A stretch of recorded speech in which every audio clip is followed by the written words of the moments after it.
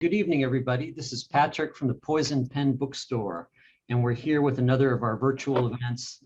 And this is an event I've been looking forward to for a long, long time. Richard Lange. This is the first time we've actually met in any capacity, but I've been a big fan of Richard's work. Boy, since Dead Boys, I think was when I first became aware of your work. That's a long time. Yeah. Giving away your age. Yes, indeed. And we're going to be talking about this brand new book, Rovers, which is just a killer. And but first, let me give you the formal intro you deserve. Richard Lange is the author of the short story collections Dead Boys and Sweet Nothing, and the novels This Wicked World, Angel Baby, and The Smack. Got a copy of The Smack right here. He's the recipient of a Guggenheim Fellowship, the International Association of Crime Writers Hammett Prize, a Crime Writers Association Dagger Award, and the Rosenthal Family Foundation Award from the American Academy of Arts and Letters. And he lives in Los Angeles. And I want to ask you a bit about your background and how you came up and where you grew up, and but let's just kick it off by getting right into Rovers here and talking about. I know this book has all kinds of different influences and sources, not just from literature, but from film, probably from music, from all sorts of different places. Can you kind of discuss where this particular book came from? Yeah, all my books, have everything that I know in them, and then that's compounded by while I'm writing them, because I'm still consuming, movies, books, and art. While I'm doing that stuff invariably ends up working its way into it. With Rovers, the initial pitch was, I didn't pitch it to anybody, but the initial pitch for me was of mice and men with vampires. So right there, there's a literary influence that spurred me on to write. It was originally a screenplay 15 years ago, so that spurred me on to write that. But in the course of writing it, as I said, everything comes in, and so everything from the music of that time. There's a lot of as they're driving around in the book, they're listening to music on the radio, and I tend to go in and start any kind of research I can do. I love, because then I don't have to write and I can just go down rabbit holes. And so I was looking up what was popular in 1976, what songs, so that I could get those right. And I mean, I was growing up then, but my memories are a little hazy at this point. But, I knew I wanted to use the song Convoy because that was a thing. And then that led to the whole CD craze, which became, sort of a running theme in the book about this. The one character really wants a CB radio because Convoy is his favorite song. I was also really influenced by, some movies. Obviously, there's a movie called Near Dark, which is a vampire film. I haven't seen it since it came out, but really stuck with me. And it's sort of a vampire film set in the desert, but I think it's actually Oklahoma or somewhere. But and there's a gang of vampires. It's more like a family. There's a child, a couple adults, and sort of a teen, and they wreak havoc in this movie. And so that always stuck with me, this kind of dusty take, deserty take on vampires. So that definitely is in the DNA here. The original Dracula is a big one, which is actually probably one of the few horror novels I've ever read. I'm not an expert in horror. I don't I don't read much. I did when I was younger. I read some Stephen King, and I read Dracula. And one of the characters in the book, there are four sort of narrators in the book, or narration streams, and one of them is told through a guy's letters to his wife, letters / diary entries. And that's inspired by Dracula, because Dracula is actually an epistolary novel about, it's all told through letters, diary entries, early transcriptions of early wire recordings. I think it's, it was modern for its time, I guess. But so that's that was an homage. And definitely these drive-in movies that I remember from when I was a kid. I'd get your cousin to take you to them. You're too young to go. They're R-rated. But stuff like Aloha, Bobby and Rose, and Macon County Line, and they were kind of like trashy, but then they were like really heartfelt too, and they were almost like these little melodrama operas, and they took themselves very seriously. And they also had this great, particularly Aloha, Bobby and Rose, and a movie called Dusty and Sweets McGee that just had this really gritty, grimy look, and they dealt with a level of society that was a lower level of society. It wasn't about a bunch of high school kids, rich high school kids. It was, these kind of outsider kids who got into trouble and terrible things happened. They got sheriffs chased them, and they got framed for robberies, and they often ended tragically. And that was definitely an influence, those films that I was saying. And just in writing the scenes, the descriptions and stuff, I would be thinking of those movies. And I actually watched Aloha, Bobby and Rose again to get the feel of that. And yeah, like I said, it's everything that the Iliad. There's two or three big fight scenes in the book that go on, maybe too long, I don't know, but they're very detailed and gory, and that's straight out of the Iliad. I mean, that's half of the Iliad is these really graphic people cutting off arms and coming back to fight more. And so, that kind of gave me permission to go really gory, because then I could say that I was inspired by the Iliad. So, and also at the same time, write a bunch of gore. Right. Well, it seems like, this is perfectly in line in a lot of ways with what you've done, in the past. I mean, a lot of your books, at least elements of it, thinking about the Smack and this Wicked World, the first book I read, dealing with the West and sort of this the anonymity of these off the beaten track interstate culture. Yeah, and then I've always written about outsiders, sort of these lonely people who are on the thing. And in this book, the Rovers are sort of ultimate outsiders. They're outsiders because of their condition. A rover, by the way, is like the word I chose instead of vampire, because I didn't want to be bound by the vampire rules. The lore. I already had somebody ask me, did you follow the lore? And I'm like, I don't know the lore. So, I just kind of made it up based on stuff I'd seen in movies. And, everybody sort of has an idea of what the rules are. And I picked, I chose what I wanted to use. And I called them Rovers. That's more like a conceit that's what they call each other. They don't call each other vampires. They call each other, they refer to each other as Rovers. But they're outsiders because of that condition that they have, where they have to drink blood once every 30 days. They have to feed on someone, and they don't have fangs. They use knives. They're more like serial killers, wandering serial killers, because they're constantly on the move, so they don't get caught. But they're also outsiders in a lot of other ways. Like, one of the characters is mentally challenged. There are some gay characters. There are Black characters. There are a lot of women characters that who are outsiders because of various things that have happened in their lives, or just the way they are. So that's a secondary element. And then I like, it seems like I'm always putting people in motels, and I'm always sending them on road trips in the other books too.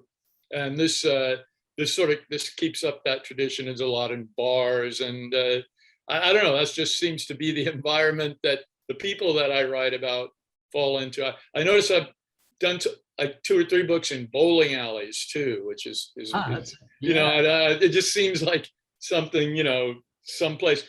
my mom did meet most of her husbands in bowling alleys, so that could be, you know, something psychological, but I try to stay away from that, you know, from getting too psychological in my books, or at least from analyzing the psychology that's probably, you know, might be apparent to someone who knows me and thinks that way.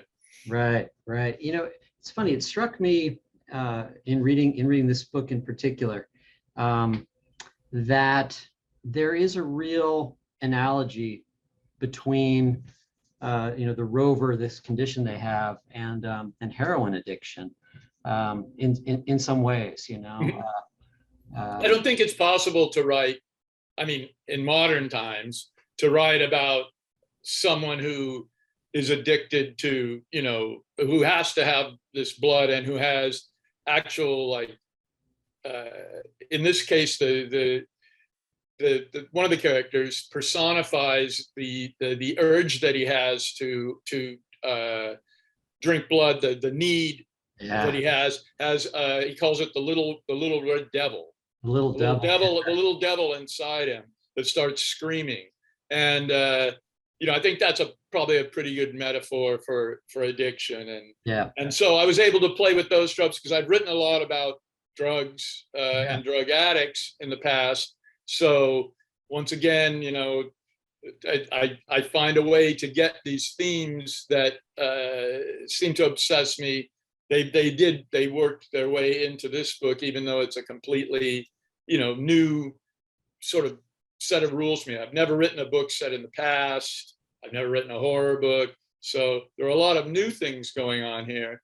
But in the end, like you said, a lot of my old themes play out here again. Yeah, I mean, it's funny because, you know, from a bookseller's perspective, you know, it's like, I love this book so much. I'm so enthusiastic about it.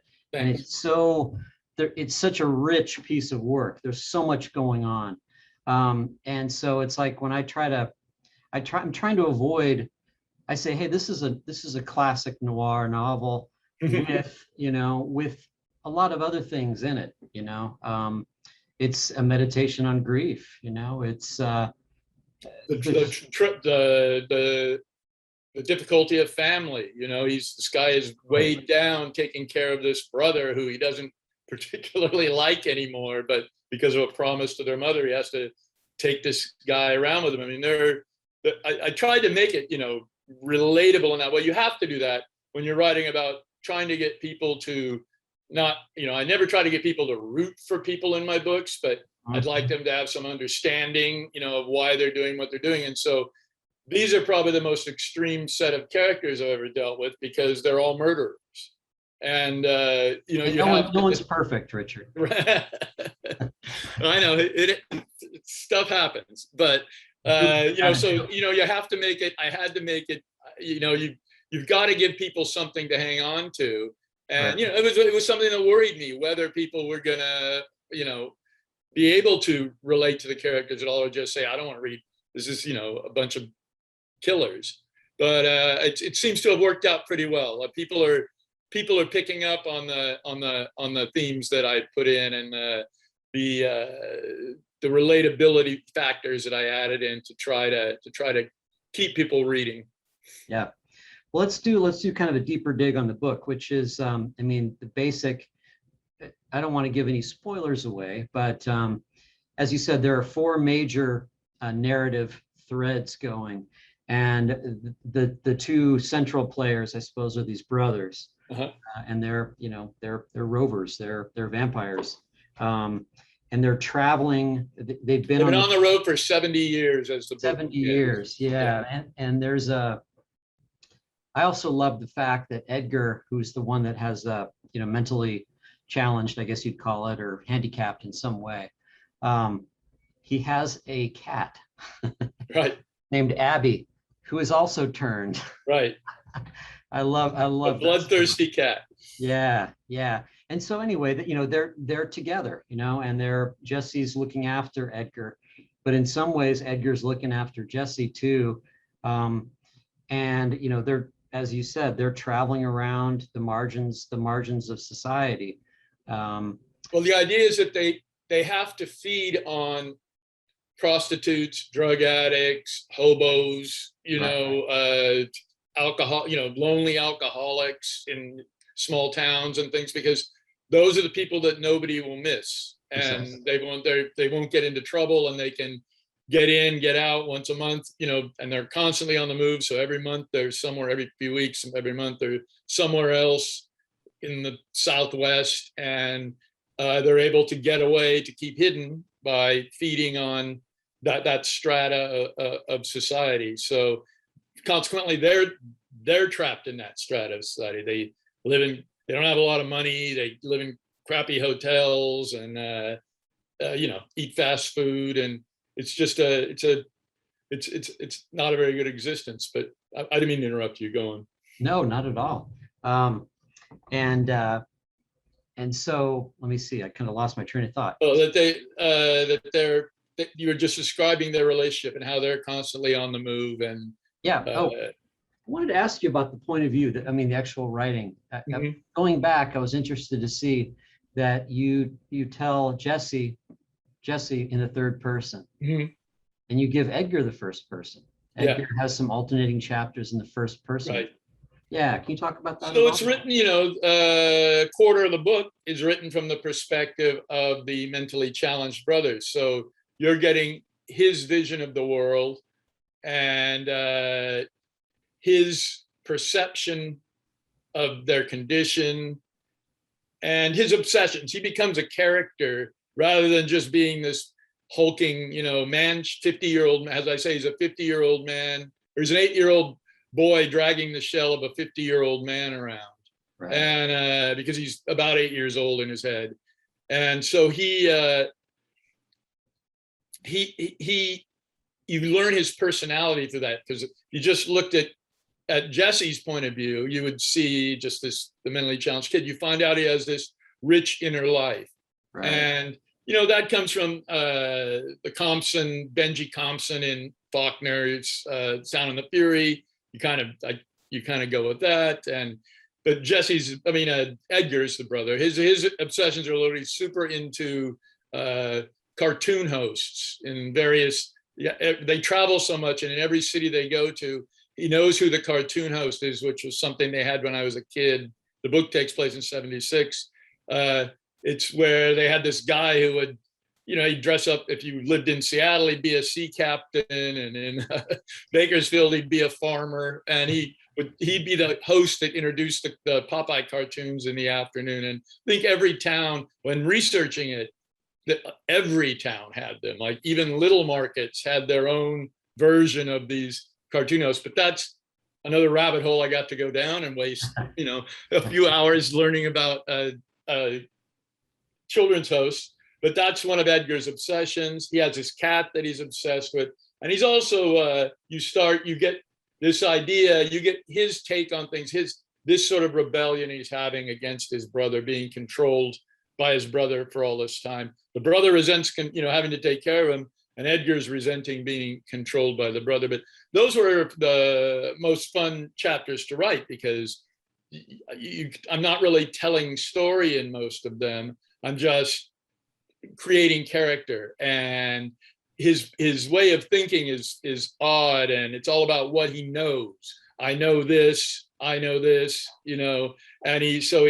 he's proud of what he knows, so he talks a lot about those things. And it was fun to go through that, and in the end see that it had created this I think a well-rounded character out of someone that could have just been a secondary voice, or even just not even, we wouldn't have even had his perspective on it.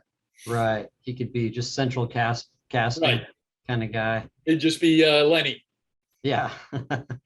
Now, it's funny. I had the pleasure of doing a short interview with Richard a couple months ago in preparation for the book for Publishers Weekly. And one of the things I wanted to kind of circle back on was, as you've said, this book takes place in 1976, leading up to July 4th. Mm-hmm. And the time period is very important to the book. And it's funny, I've been watching a couple of these documentaries, true crime documentaries. One was about Ted Bundy, and then the other one we saw was about Richard Ramirez, who's a little bit later. Right. But same, towards the end. yeah, yeah, and these, how they terrorized the nation before, then it was a lot easier to disappear across state lines. Yeah, in the 70s, I mean, that's kind of it. I had a great line in the interview, but I can't remember it now, about it being it was the last gasp of this dangerous sort of Wild West, where at one point in the 70s, I read a statistic, there was something like 30 or 40 serial killers on the roam around the US. And that's the ones they know about, because, Right. we're finding out about these ones that, like, Jesus, this guy killed 80 people and nobody knew, the guy in Central California. And Yep. so who knows how many were out there, because the people who were disappearing are once again prostitutes and drug addicts and people nobody cared about. So one reason to set the book in 76 was that it was that last era of the serial killer, because it's pre-DNA, it's pre-phones, it's pre-security cameras. So all the things that would make it very difficult would have made it, I wouldn't even tried to write it in modern times. That's too much. That's too many problems to solve, and too much explaining and, worming your way out of things. And, when I write the crime books, it's already hard enough to do that. This would be even harder with having them be vampires and killing people. So it seemed a good way to do it. And it turned out to be a good choice, because it has this great sort of weird nostalgic feel that ended up coming out of it. I think it's because of those drive-in movies, but I mean, it reads to me like one of those drive-in movies. This kind of anarchistic, anything goes sort of feeling. And the bikers help with that, because they're, anarchistic and evil and Right. and act badly all the time. So they help with that. That's the fourth strain in the book. A quarter of the book is about the bikers, who are called the Fiends. Yeah, super cool. I had those patches made up, so go ahead and write to me if you want one, and I'll send them to you. Yeah, just talk a little bit about the Fiends. They're quite the crew of personalities within their gang. Elijah and Antonio. Yeah, it's a gang of rovers who came together. I think I talked something about 8 years earlier before the book. They come together because they feel it's safer for them in a pack than traveling singly, because anybody out to get them. They go around, they commit petty crimes, they're hit people, they rob, steal, and then as the book begins, they get a job to go do something. But it's a group that's falling apart. They're the two nominal heads of the group, a man and a woman. It's actually a woman who's really the leader. They're sick of trying to keep these. They're crazy people. They keep this biker gang in line. So they've been thinking about, at the beginning of the book, splitting off, and there's already tension within the gang, which comes to a boil during the course of the story. But yeah, that was a fun thing to write, to go in and create those characters. Once again, very hard to try to make you be concerned with them, So I tried to give the two of the characters, the Bobs, this relationship that, like you'd see, wow, these guys actually have affection for each other, even though they hate the rest of the world and they're complete savages to everybody else in the world, they do have a bond with each other. And look out for each other. Right. And the gang ranges from, someone who was turned after World War II to someone who was born in Spain in 17 something. And so you have all these people who have disparate personalities who have come together to ride together on these motorcycles. They present as bikers because it keeps people away from them. And it like they say, it helps to have people scared of you so they can just go about their business, you know, in the dark of night. I love this notion of this sort of network of rovers kind of all over the Southwest, and the job that they get. George Moore was the guy's name. Yeah, I the love. old man. Yeah, That's a good scene. I love that scene. I'm just going to read it for a second here. It's this is when they meet this guy, and he's tall and fat fingers, fat thighs, fat face. In age, he could be anywhere between 40 and 60. It's hard to read with all the extra flesh. He's wearing a rich man's getup from 100 years ago. Waistcoat, watch chain, string tie. His hair is oiled and his big bushy sideburns look like they're straining to hold up his chins. This is what I love. I apologize for the gloom, he says, but I can't abide electric light. I was born in 1806, and as far as I'm concerned, the world's been going to hell since 1860.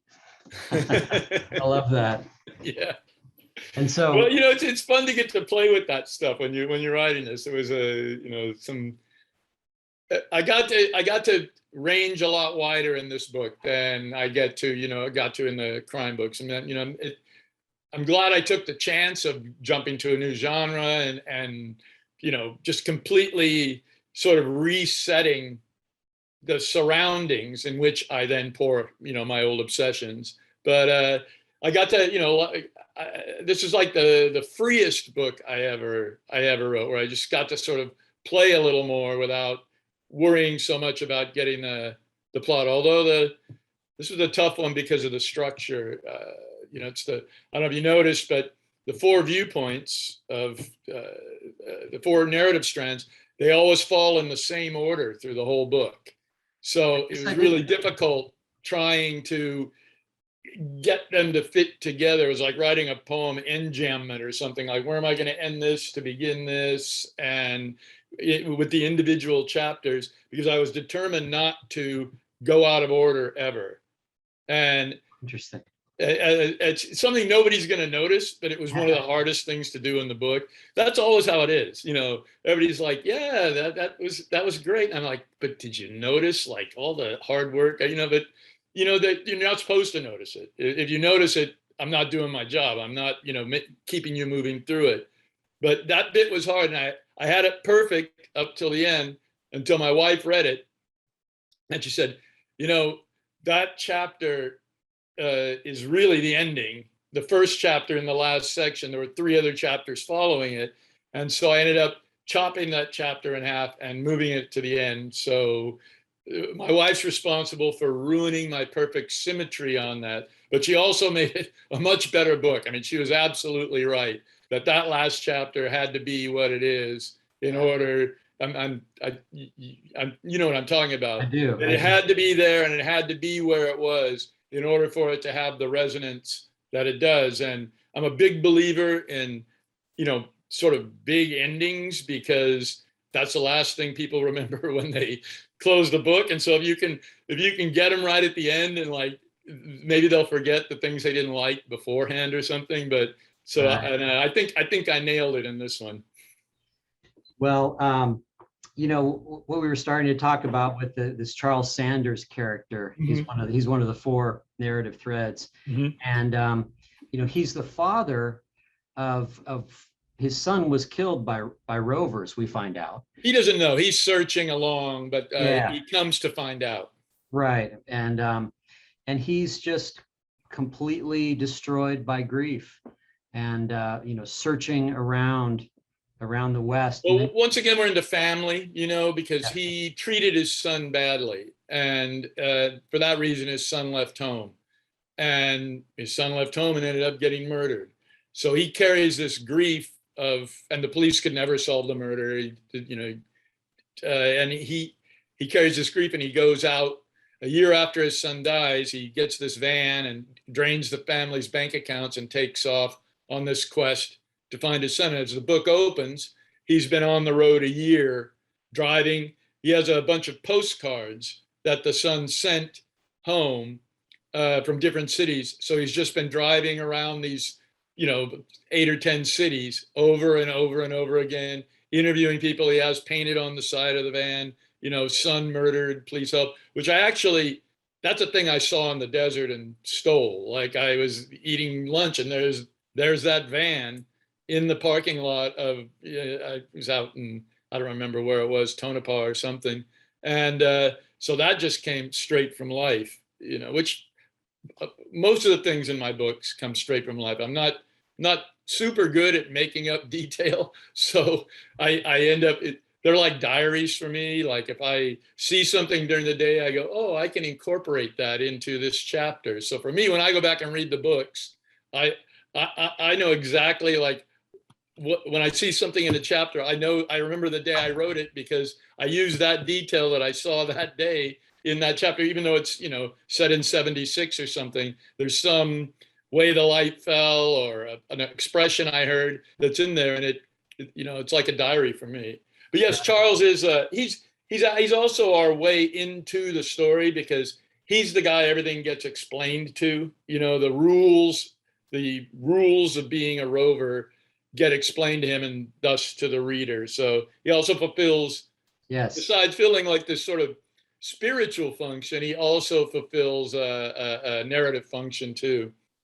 And then he meets, again, I don't want to give away too much, but he meets this character who explains the rules to him. Right. This guy named Sarnecki. Zarnecki, yeah. Sarnecki. What can we say about him that would? He's a guy in the know. He's figured it out. He learned from someone else what's going on, that there is this subculture beneath what we see on the surface, beneath our idyllic daytime lives. There's this subculture at night of these murderers, rovers going around, and he knows about this. His wife was killed by one, and so he's been hunting them for a long time, and he helps. He changes Charles' life, let's say, by introducing him to this concept. So yeah, he's a tragic figure in a way. I mean, it's sad. He's another character driven by grief, as a lot of the characters in this book are. It deals a lot with grief, but yeah. It isn't, just thinking about it, isn't that kind of a major theme of noir, I suppose, is that, underneath the placid surface, there is a world underneath us all the time that's ruled by chaos, that's ruled by... Especially in the ones, that, look at a Hitchcock movie, they're not exactly noir, but sometimes it's just a normal guy who veers off into suddenly discovers this chaos. That's a noir kind of trope, and it's a good one. I mean, it's interesting. You get to go in and go to the lower depths, and this, of all the characters in the book, Charles is the one who is not from this lower depth. So he presents the real world view of things, and not one that's tainted by this rover viciousness and the need to hunt and this kind of attitude they have towards other human beings, where they're just really prey for them. Right. And they don't have a lot of sympathy or for their victims or anything. It's just like slaughtering a pig or a cow because you need the food. And they also, the thing about rovers is they kill each other a lot because they want to cut down their numbers in order so they don't get, the less that are going out, the less chance they'll have of getting caught, the more prey will be out there for them. And so they're constantly also cutting each other down throughout the book too. That anytime, like Jesse and his brother are very careful never to stay far away from other rovers. Like, when they're out on the road, they don't hook up and party with the rovers they meet on the way. They actively hide out from them. They don't want to be found by them because they're afraid of being murdered by them. I love how you described the way rovers can identify each other. Hmm. It's almost like this sort of A black black aura, yeah, cloud. yeah, Uh, that they can only see. That yeah. was one of the things I'm like, do I have to explain that? God, I guess I had a problem all through the book. Like, how much do I have to explain, and how much can I just let people know? And so I try to do it as quickly as possible and get it out of the way, because people pick up on that. That people pick up pretty quickly. I trust the reader to to be smart enough to pick it up, especially in a situation like this where everybody sort of knows the rules of vampires. Anything that's really out of the ordinary, I make sure in detail, but or not detail, but make sure and mention. But that's another, you talk about influence. It was a George Saunders book called Lincoln in the Bardo, which came out a couple of years ago. And I read it while writing this book. Oh. And I saw how he did it. In that book, there's a society. He creates a little world of ghosts that live in this cemetery in 1860 something. It's a cemetery where Lincoln's son, who's just died, is interred, and Lincoln's going, and this is real history, he went and visited the son. It's the son's corpse a few times in this cemetery while they were waiting for the burial. And so the book is told from the perspective of all these ghosts who live in there. Right. And they're not like there are rules to their world. He has created a world that is about how you can move on and how you get here and what a ghost can do and can't.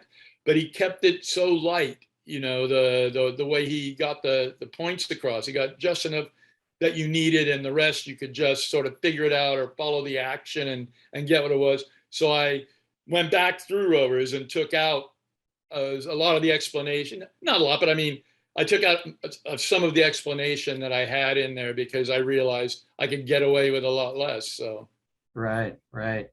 Now, for those of you watching who live here in Phoenix, there are some really, I mean, a good part of the book takes place here. yeah. And it's funny. I grew up here in town, and in 1976, I would have been 7 years old. And it's funny. It was a very different city.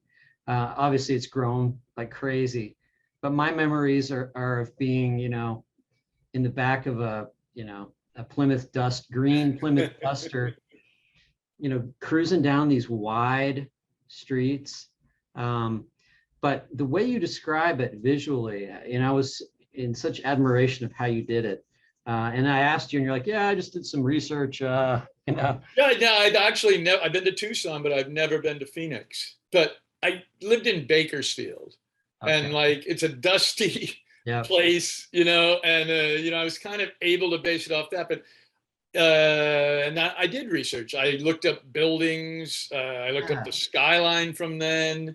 I looked up a group called Old, they always have these things. If you grew up in Phoenix, this kind of thing. And it's like it's a group of locals. Like, do you remember the restaurant here, or the cruising on? I forget what the street is in my town in Bakersfield. It was Chester, but I don't know. I forget what it is in Phoenix. But cruising on the street. So then I knew that's a street they cruised on. And I went and Googled some more and saw photos of the cruising, and so I could put that in. One interesting thing I found was you guys had a restaurant. It might even be there, called Helsing's. It was a diner. That's right. And so I was able to fit that in, which is an homage to Van Helsing and Dracula. I go, shit, man, that's perfect. That works out great, and it's authentic, and it was there, and it was in the neighborhood that I talked about. But that neighborhood, Paris Alley, and all that, I'd never heard of that. Yeah, you mentioned that, and that's like, wow, that's you got if you were going to pick a few things, you picked the right stuff. Well, that's the thing. You get a ton. You get a deuce, which all these locals, that was our notorious, really, kind of Skid Row period, right? Until tore it all down. They tore it all down. Yeah, they tore it all down. Yeah, because they talk about like, oh, the Chinese place we used to go to is now the convention center or something. Yeah, and there was. I looked at what year it was built, and I had to research the moon because, and this really sucked, is because I kept wanting to write desert moonlight scenes, but because it takes place on an actual date, I went and looked at what the phases of the moon were in 1976 in July. And during the 7 or 8 days this book takes place, it went from fingernail to no moon. It was like, great. I can't, like I've got to write a night sky and night scenes without using, moonlight as a factor. So yeah, I screwed myself on that one. Wow. And there's a real crucial scene in the book that takes place up at the top of South Mountain. Yeah. Looking over the city.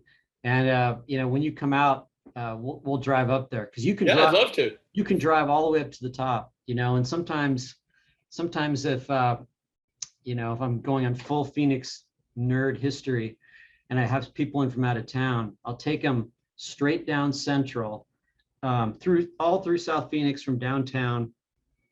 And there's a restaurant close to this part of the town called, Los Dos Molinos. Mm-hmm. That's right. Anyway, I bring it up because it was Tom Mix's old spread when he would, he had like all different. Well, it used to be farther from town. I was looking at pictures then and now. Like it used to be a drive to get out there. Now I think you guys are built almost right up to the. Oh, it's right up to it. Yeah. Yeah. In the old days when this book was written, I kind of talk about how the houses are spreading. There's some scenes that take place on the outskirts where they've just torn down. The suburbs are coming in. Yeah, the suburbs are coming. So, yeah, I'm glad it worked for a Phoenix native because I was worried about that. Most of my books take place, 5 blocks from my house. So, I know the neighborhoods pretty well, and I've been to most of the places in my books, and this was the first time I'd tried to create, tried to recreate something. But like I said, I had memories of Bakersfield, which is a dusty, deserty town, and I could, fit those in. Well, in the last book, if I'm not mistaken, the Smack anyway. Didn't that start out in Tonopah, or was it Reno? It starts in Reno.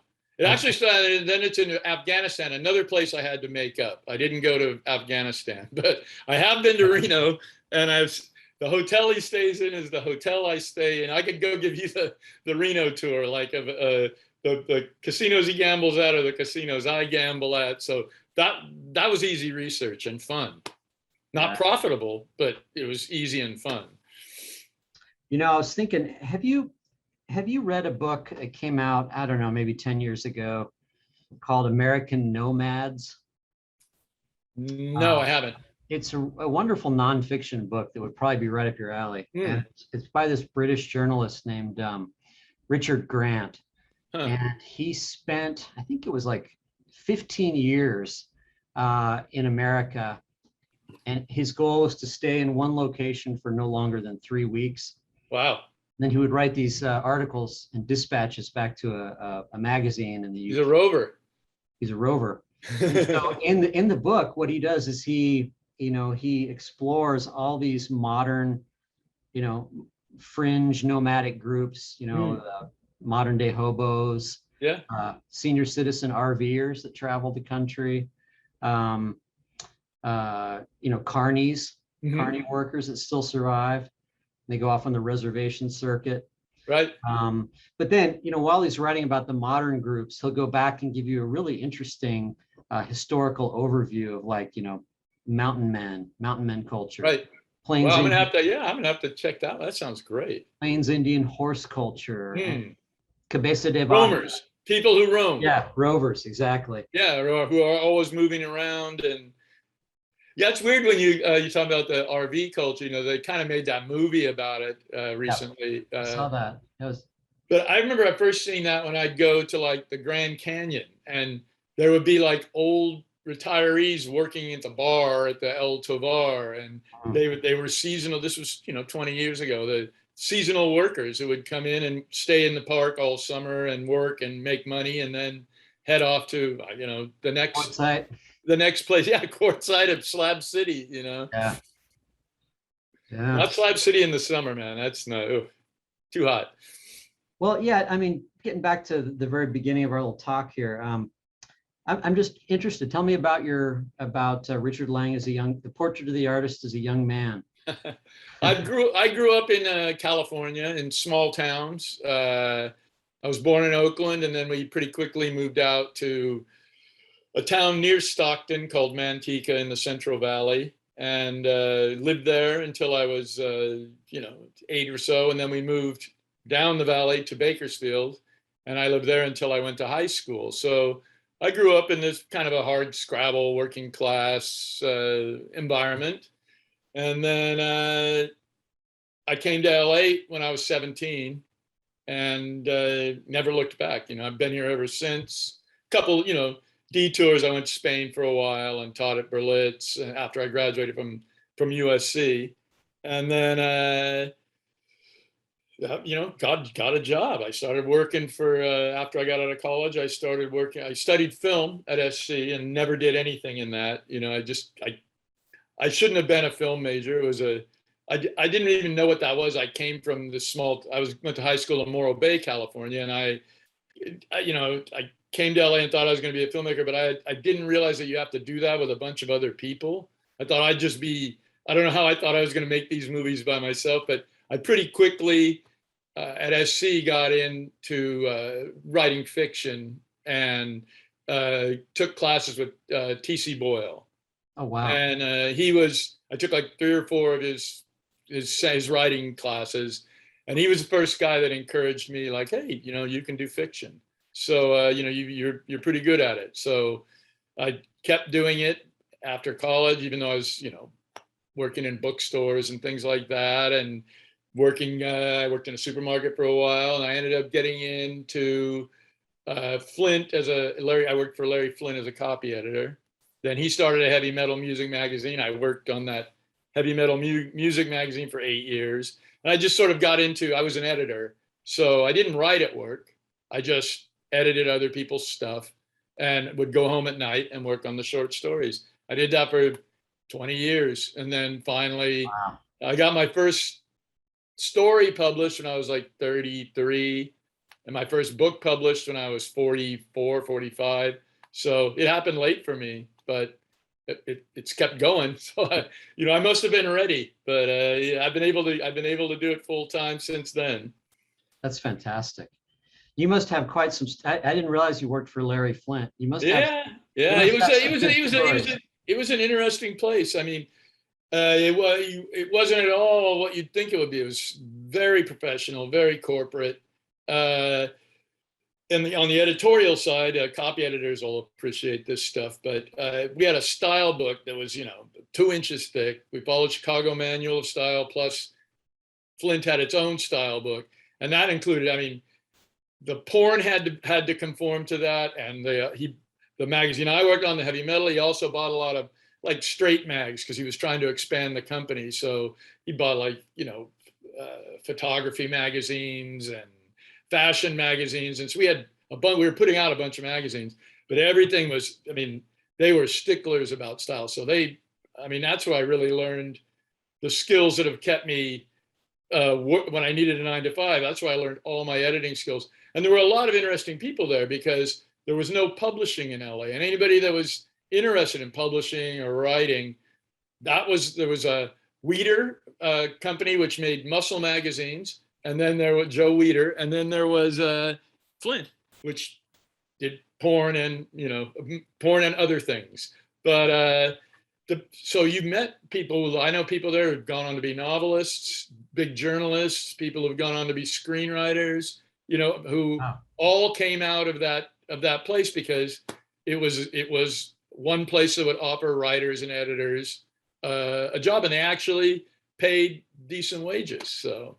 Wow. And you'd see Larry around every Christmas party. He'd be there. He'd come on the floor in his gold wheelchair and go around and look in the offices. But he was pretty out of it in those days. He was, I was there when Althea died, and when he won the case, the big First Amendment case against Falwell. So I was there for some historic moments, that are in the movie. But my buddy actually made that movie. Larry Karaszewski wrote it with his partner. But so it was a really interesting place to work. But probably not for the reasons that you think it would be. Right. It's not An some interesting sordid place to work. Yeah, it wasn't this den of iniquity. And in mounds of fact, like cocaine. they made us, like, they started wanting us to wear suits. I mean, they were going crazy. They really wanted to present this super professional image. You know, maybe Larry was trying to straighten it up so he could sell it or something. You know, like it, make it look like that. But We have a yeah, very it was definitely a great time. I met a lot of interesting people. wow. And so then your first published collection was, of course, Dead Boys, Uh-huh. which did really well. Didn't it at the time? I mean, I remember when it came out, it was. I mean, it was, critics liked it, Yeah. and you know, it didn't sell anything. I mean, everybody says they love short stories, but nobody buys short story collections, or at least not in the numbers that a publisher wants to sell. Yeah. You know, of that. So, I mean, the story behind that is that I had all those stories that had all been published. They'd won awards, and so when the agent came, an agent contacted me after seeing one of the stories. He said, yeah, I love the collection. You know, we could make a collection out of this, but I can't sell that. You have to write a novel to go with it, because I can't get you a deal at a major publisher for, you know, just a book of short stories. They won't do that. So then I had to sit down and write a novel. And I never expected or planned to do that, you know. And so I was working my day job, and I took a year and I wrote a third of a novel, and he took that out. This Wicked World? No, there's another one. He took it out, and everybody hated the novel. They didn't want it, but they wanted the short stories, the big publishers. So I ended up on the phone pitching. My agent's like, "Do you have another idea for a novel?" And I'm like, "Well, I could write this one about dog fighting and counter." I was kind of just making up stuff, probably looking at my bulletin board at what articles from the LA Times I had pinned up there, you know, just kind of putting it together in the desert. Yeah, it's a you know, it's a usual suspects situation. I was just piecing it together from stuff on the thing, and they went for it. And so I got a 2-book deal for Dead Boys and a novel to come. So they trusted me, even though they didn't like the third that I wrote, to write a novel. And then I had to sit down and write it, and that became This Wicked World. And it's, you know, I haven't stopped since. Then, you know, after 2 novels, I told them I wanted to do another book of short stories. And they're like, I love that collection, Sweet Nothing. Yeah. And they're like, please don't do that. You know, the publisher's just, your trajectory's going up. You're getting more readers. Angel Baby did really well. Like, you don't do that. And I said, you know what? I want to do it. I have the stories. And, you know, that was the first of, you know, the swerves in my career. I probably shouldn't have done that, but I did because I wanted to. And as I've been saying lately, like, I thought when you became a writer, you got to do whatever you wanted, you know, like you were free. And I'd already had, you know, worked for 25 years, a 9-to-5 jobs, and had bosses. And so now that I was a writer, I was going to do what I wanted. And that's not really true. They want you to find something you do well and to keep doing it. And, you know, to keep selling. So when you tell me you want to do a book of short stories, like, no. And, you know, it didn't sell a lot, but they humored me. They put it in a 2-book deal with the Smack. And so there, you know, everything worked out in the end. But then after that, I come to them and tell them, oh, I'm going to write this vampire revenge thriller set in 1976. And they just, you know, threw their hands up in the air, like, what is this guy doing? Like, get on the path. But Mulholland is a great press. Yeah, they've stuck by me. They've taken chances with me and let me do things that probably a lot of other publishers wouldn't let me do. So, you know, I have all good, nothing but good feelings for them. Is Josh your editor there? No, my editor is Asya Munchnik, who has been my editor since the beginning. I started out before Mulholland. There was no Mulholland when I started. So I was on regular Little Brown. Yeah. And then they folded me into Mulholland. And, you know, I'd met Josh, and he's a great guy too. Absolutely. Yeah. Yeah. And, you know, I mean, I imagine that, you know, Josh and your editor are there's probably a delicate balance between them and the suits at I'm glad I'm not in those conversations. Yeah. Because yeah, it is a business, but I mean, they're taking so many great chances. What you're doing, what Ben Winters is doing, Yeah. what Joe Ide's doing. I mean, they're putting together a really interesting mix. So yeah, and it's good they're not keeping it to just straight, crime. Attica Locke, Yeah, they're not keeping it to just straight crime. They're willing to go out and, they call it literary crime or, whatever. So that they kind of skew more to that. And that's good for me because it gives me a home for all the crazy stuff that I do. Yeah. Speaking of, well, I hope you married well, at least. I did. Good man. All right. Well, that's my advice to writers, get a day job and marry well. Very well. I really I haven't actually ordered one yet, but I see online your photo zines that you put out. And yeah. I'm gonna get some of those. That's a great idea. Yeah, I've been taking pictures for a long time, and I have one right here. I've been taking pictures for a long time, and I started putting them together into these little. Let's see if you can see that. Oh, it's backwards, but yeah, these little photo zines. And I get restless when I'm writing a book. Like I want something else creative to do, and this sort of fulfills that function. I make them myself, and I staple them, and I cut them, and so it's like this kind of craft thing that it's an added thing to do. But yeah, I've been doing pretty well. I just sell them through Etsy and at appearances and stuff, and people dig them. So is there text in them as well as photographs? No, just photos. Just photographs. Okay. Well, we've got to talk about music a little bit too.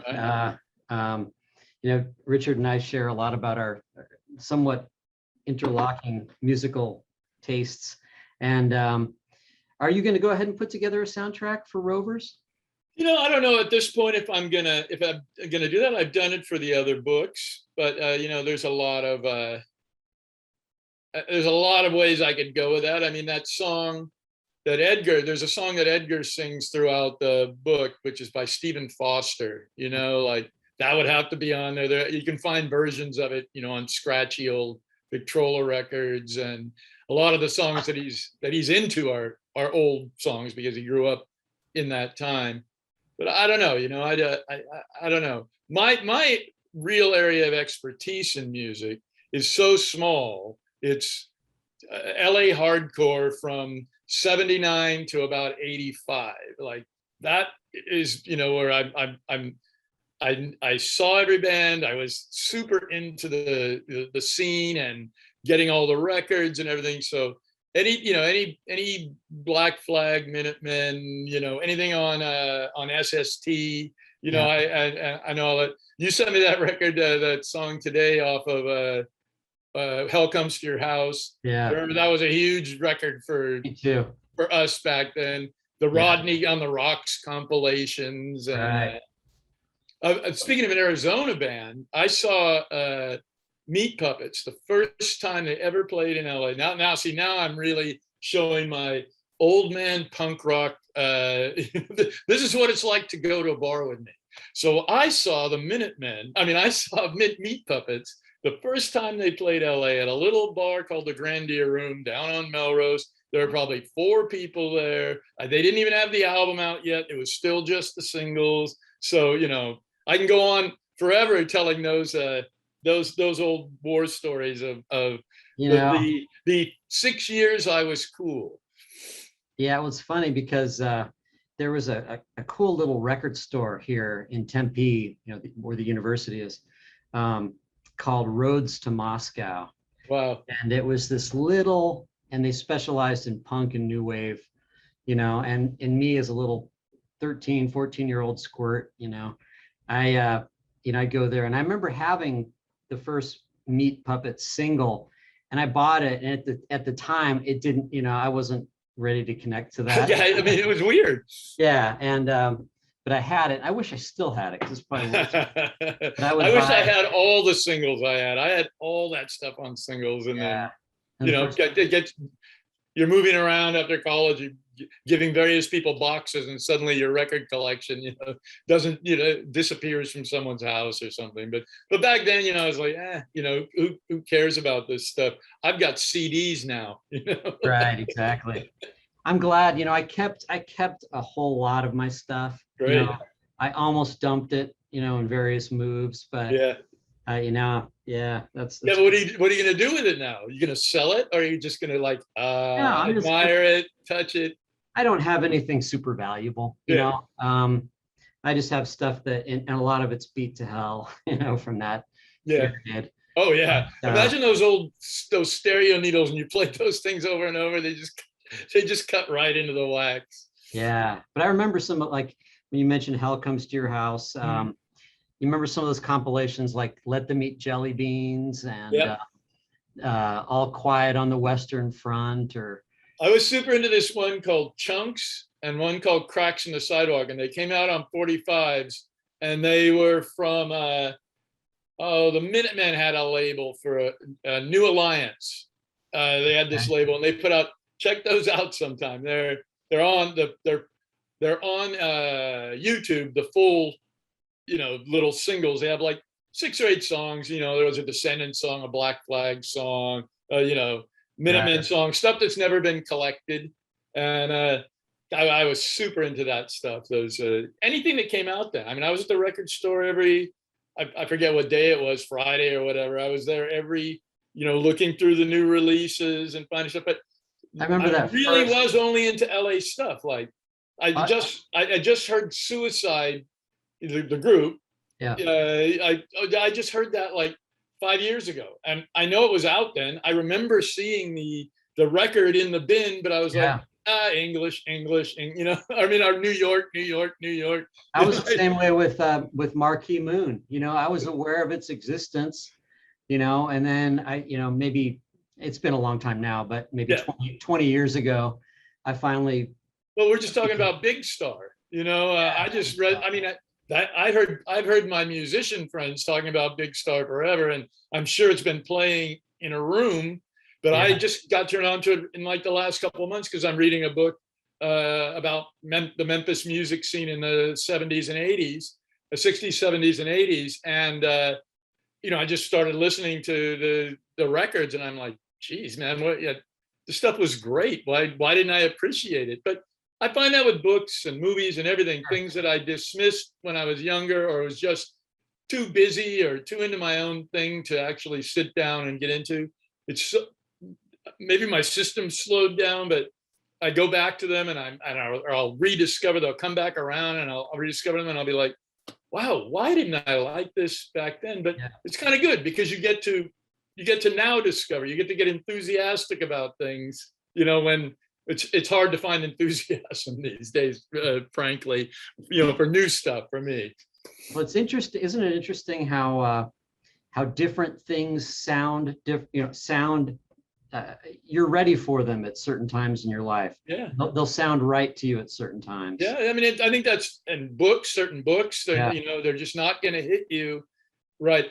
Someone always said you're not supposed to read. Everybody reads Catcher in the Rye when they're like 15, and they're supposed to really read it when they're 30. Like it's not meant to be read when you're 15. That it's a book about disillusionment and things that works better when you're 30. I don't know if that's true. I haven't read it since I was 15, but maybe I'll try again. I don't know how it would work for like an old man. Well, what do you got going on? I know today's your publication day, so it's really irritating to ask you what you're working on or what's. I'm already like 4 chapters away from finishing the next novel. Wow.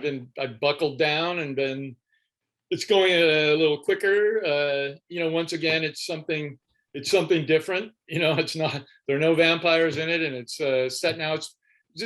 I wanted to do something that was more like one of my short stories long, which I'd always kind of wanted to try to go in and do something like that. So, hopefully I'll be able to, I'm still in the early stages of structuring it and getting it worked out, but hopefully that'll turn out, and I'll have something.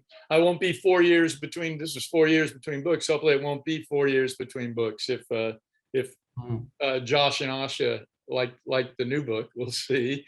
Yeah, But yeah, once again, I'm swerving, and then I have an idea for the novel after that already that is even crazier than Rovers. So I think I'm just going to keep moving and keep writing what gets me excited, and because that's the way it's got to be. Otherwise, I could just go drink beer. I mean, I really need.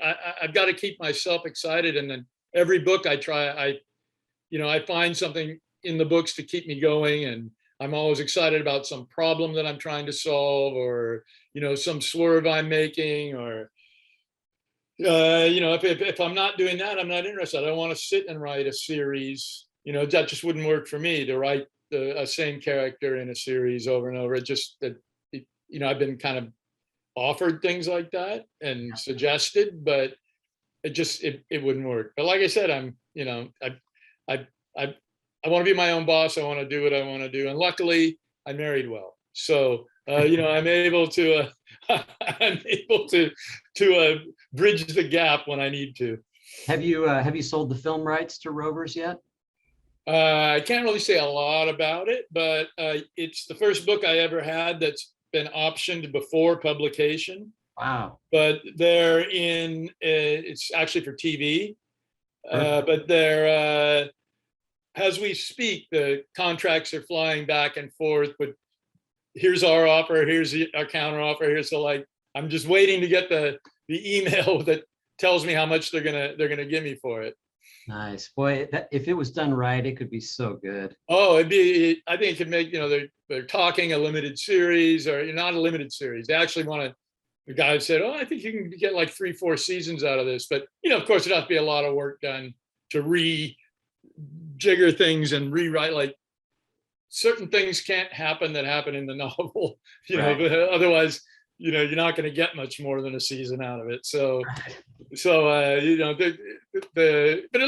be an interesting idea to go in and start tearing it apart and putting it together in a different way. And, and I'm enthusiastic about doing it. I think out of all my books, this is one that would be most suited for something like that. Absolutely. Yeah. Well, again, the book we've been meandering around and talking about is called Rovers. Fantastic novel. Can't recommend it highly enough. And Richard has kindly signed a bunch of them for us. So I went ahead and put the link in the comments field. So go ahead and order a copy, man. You'll really like it. It's a great book. And congratulations on, I think this is your second Zoom, you said. Yep, second Zoom I've ever done. How did I do? Pretty good? It's great. Yeah, fun conversation. But again, congratulations. And here we go. Here's the book. All right, thanks. And I'll be talking to you soon. Yeah. And have a great rest of your night. All right. All right. Take care now. Thanks for having me. You bet.